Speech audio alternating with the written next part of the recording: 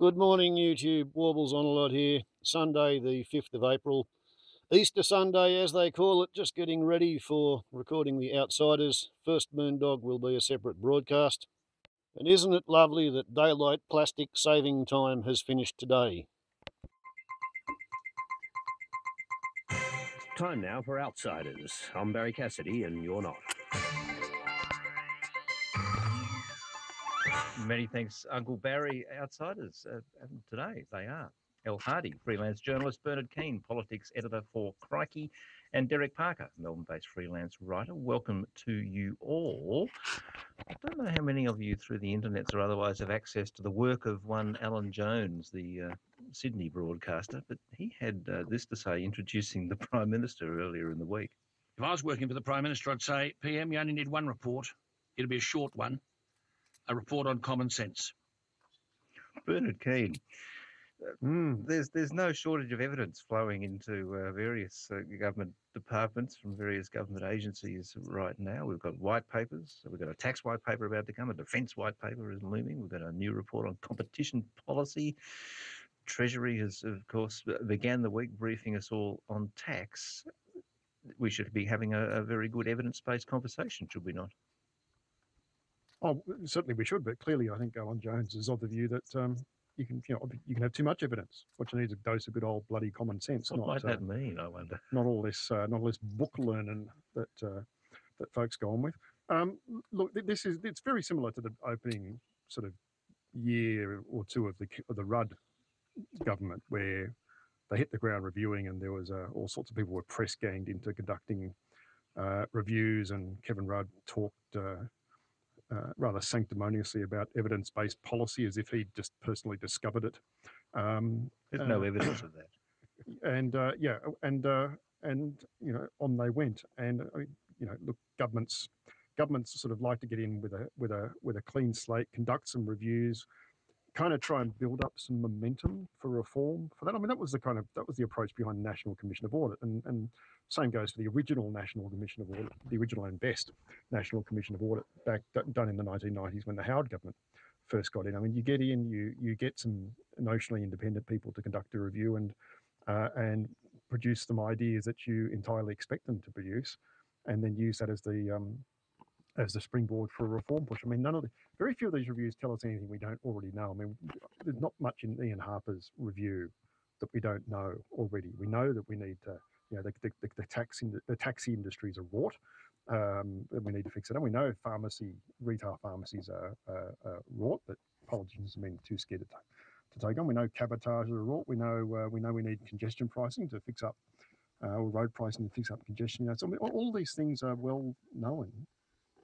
Having them listed yet again by yet another reviewer, really doesn't. I think we're sort of reaching the point where you're just listing the same old reforms again in a lot of areas isn't going to really help in terms of pushing the case for reform. Yeah, Hardy, here we are. We're 18 months into a term, and as Bernard suggests, work coming in, building the basis for reform. Do we need to continually sort of reinvent the wheel in this stuff? I mean, why can't last lot's basis for reform be the basis reform for the next lot? Why can't we carry it over? Well, reform's shorthand for the thing that you like or the thing that you don't like. So it's always a good whacking stick. But I suspect that the government now is, they had a crack at reform. It didn't go well at all.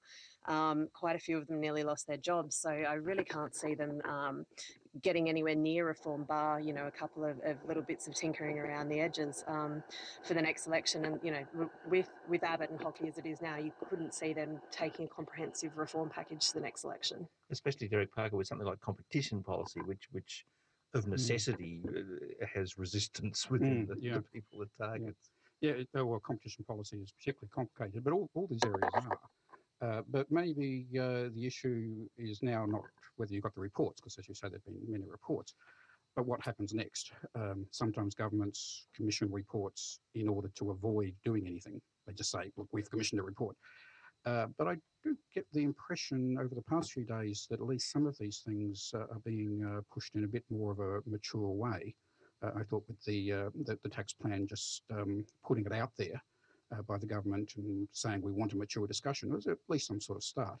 And there are other areas. One that hasn't been mentioned is the report into the Defence Department. I think that has actually got some new things in it. Defence is a terribly complicated area. Defence procurement, in particular, defence finance, and there are some interesting things there. And maybe also the Abbott government has started to learn its lessons that it can't just bulldoze things through the Senate. It's just not going to happen.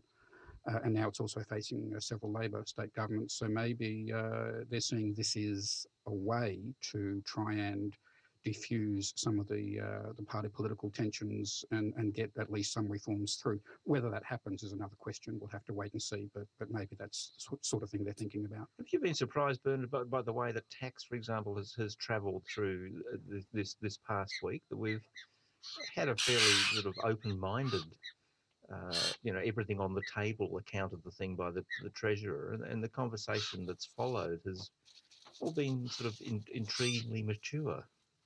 Well, it has so far, definitely, and certainly it's far better than the disastrous way that the Rudd government handled the Henry review, which was a better document, a longer, far longer document, but a better one as well, a much more sort of coherent overview of the entire tax and transfer payments. I mean, there's a white paper to come, of course, which will presumably duplicate some of that work. Yeah, sure. And I mean, what the Rudd government, what Kevin Rudd failed to do with that is actually have any discussion or debate. He just sort of launched it and said, right, this is what we're doing,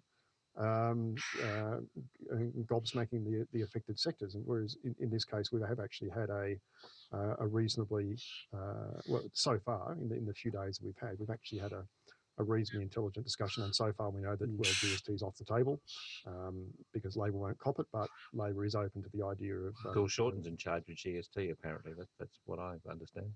Yeah, indeed. And but look, by the way, Labor would be perfectly entitled to say, well, look, before the election, Tony Abbott said there would be no changes to GST ever under the Abbott government, and why aren't you sticking to that? But everyone else would be entitled to stop at you too. We both know that some sort of look at that is necessary, if not essential. Well, the problem is getting the states on board as well. I mean, it's not just bipartisanship; it's about getting state governments on there, and I think Mike Baird's on board with looking at the GST. I'm not sure how many others are prepared to do it, but I mean, Labor has said they're prepared to look at superannuation tax concessions, which for me is enormously problematic in terms of both revenue and our retirement incomes policy, and desperately need a bipartisan examination. You do need bipartisanship on that. You can't just go changing super policy and super tax policy every 3 years. It'll just be a complete disaster. So there does need to be bipartisan progress, and there does look like I've been banging on about super tax concessions for years, and it is pleasing to see that there's starting to be, I think, maybe I'm being a bit optimistic here, but a bit of a consensus among both commentators and the super sector itself, and finally now the politicians, that spending $30 billion, losing $30 billion a year in revenue, $50 billion a year in 2017-18 in order to pay for our retirement incomes policy. It's a heavy price. Probably, well, yes, yeah, exactly. It's a bit disproportionate. I think it's significant that in this most recent superannuation reforms, some of the push is actually coming from the associations, which previously have been very reluctant to countenance any sort of taxation in super, and now they actually seem to be saying, well, this is getting out of hand with these very, very large tax-free allowances being paid. So the fact that it's coming from there might mean that there is room for movement, and if the parties and the various people in the Senate are willing to jump on board that, there could be some proper, decent, useful reform in that, which is good both for the superannuation sector and also for the taxpayer who are ultimately footing the bill for these very, very large tax-free allowances. El Hardy, is the challenge in this to see these sorts of changes in a broader policy sense rather than the sort of the narrow fiscal magic pudding sense, which must be the temptation in this sort of immediate pre-budgetary environment. But there are big issues here of fairly long-run change which need to be considered. Yeah, I mean, and they sort of have been moving towards that a bit. I mean, with talking about the intergenerational report and saying that there are some long-term problems that we need to look at strategically. So they are moving in that direction, and in some ways they do have the opportunity, given how much of their legislation has been blocked in the Senate, and won't be going through, with everything as it currently is, to sort of, I suppose, completely start afresh and to build a new sort of narrative, and to try and get those reforms through. And as everyone sort of agrees, there seems to be some momentum towards bipartisanship, and the government would be fairly silly, in their current situation, not to take that. We listen to Outsiders here on Sunday Extra. El Hardy, Bernard Keane and Derek Parker. Bernard, it's been an interesting fortnight that began with the Prime Minister sort of saying of this budget process that there would be nothing to see here, that it's a complete non-event. Go away now, pack for your holidays, don't bother coming back. Suddenly, though, we have a budget which has the potential to look at things like pension eligibility, which potentially might tinker around with superannuation, that may have yet some surprises around tax in it as well. How did that come about? How did it suddenly become so complex, so interesting? Well, look, I wouldn't hold out too much hope that the May budget's going to have much in the way of significant reform. I mean, there may be a deposits tax, which is in any event a continuation of the previous government's policy. It was actually the previous government tried to legislate it and ran out of time. So that issue's been in the offing for a while. The banks don't like it, but it's actually backed by it's backed by the RBA and the financial regulators. So that's not a huge surprise. Things like super changes or even any other tax changes, I think, will be a long run process. I mean, I think Tony Abbott was talking yesterday or perhaps today about any changes to superannuation wouldn't be until next term anyway, which was the sort of term that he was talking about in terms of the GST as well. So I don't think the budget that's just 6 weeks away, in fact less than 6 weeks, is going to hold a lot of excitement. I think it really will be. Tony Abbott desperately needs this to be a quiet, steady as she goes budget. I mean, there won't be much in the way of a budget. No one believes. Well, no politicians believe in the idea of a budget poll bounce, because budgets never deliver poll bounces. I think what Tony Abbott's got to avoid is a kind of the budget splat. Of a collapsing polling after the budget, which is what eventuated last year. Last year's experience, yes. Yeah, that's the goal. Yeah, there is a sense, I think, that this is a bit of a last chance for them, having fluffed the last one badly through some bad policy aspects and also some bad communication. The next one, the final one, will be the pre-election one. So this is sort of their last chance to get it right, to define themselves as a government, which seems a bit strange given they're halfway through the term. But they seem to have, or Abbott seems to be trying to reconfigure it as a sort of steady as she goes, Howard-esque kind of thing. And this is really the last option.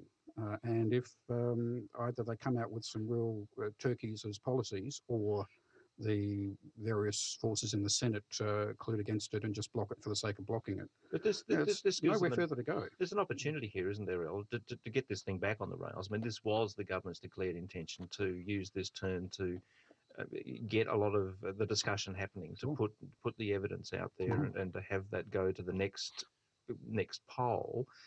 Do you think, El, that they're running the discussion at the moment? Has the way in which, for example, things like tax and super have taken off this week, has the government got the tiger by the tail?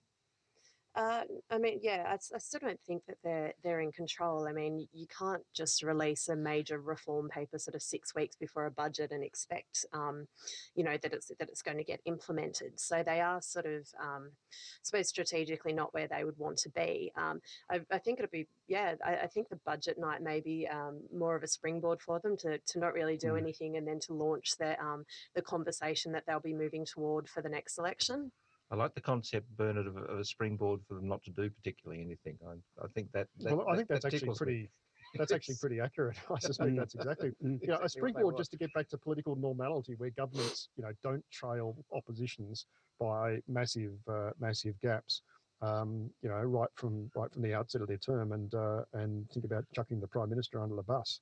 Less than halfway through a term, just get back to political normality. I think that's where they'd like to be.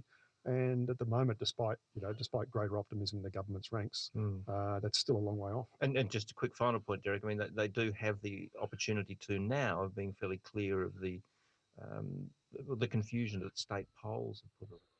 Okay, here endeth the first broadcast of The Outsiders on the 5th of April.